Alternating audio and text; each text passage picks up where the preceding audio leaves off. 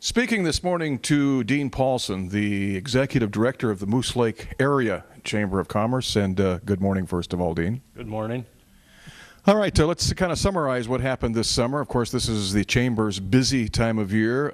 Just your kind of broad stroke look at how we did this summer as a business.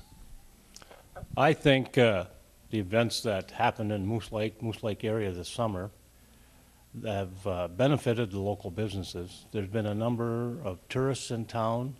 There's a number of tourists that come just for these activities, and they've been well attended. Our biggest draws for the summer, of course, are the 4th of July and that weekend. And then we have Agate Days weekend, Art in the Park, and then this year we started a new event on Sunday afternoon of the Agate Day weekends, and that's a car show. And I believe they're all well attended, and I think it was a real positive for the Chamber. I got down to the car show, and there was some pretty impressive automobiles down there. Very nice automobiles. And from Superior, from other areas, from all over, pretty much. Oh, there's Duluth, Superior, Minneapolis, the surrounding areas.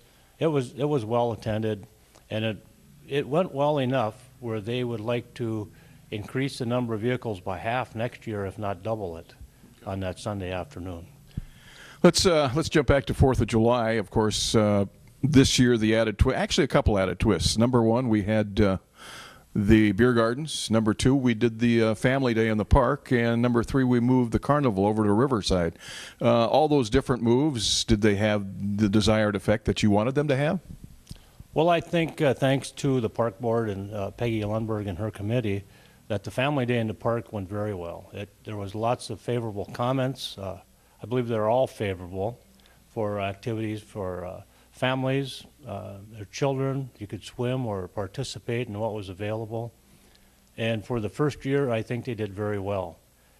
I foresee that coming back in the future as more of a family day weekend.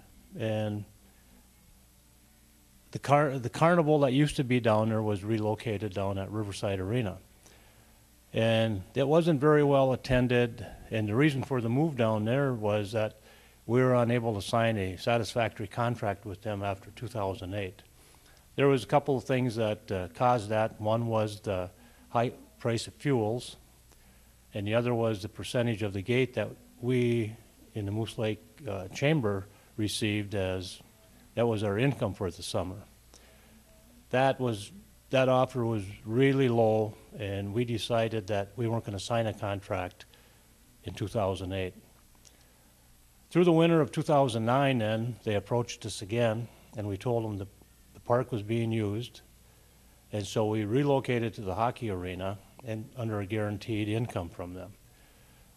But I don't think that the hockey arena, the carnival was very well attended down there because their hours were kind of erratic, and it just didn't work. I don't know if they had their heart into it down there, and I don't know what the future is going to be for holding it down there again.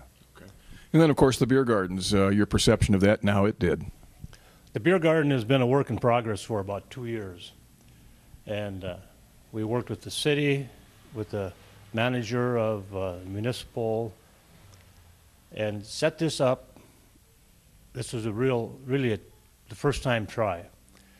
And the income for the city for the 3rd and the 4th of July was up a small amount over 2008.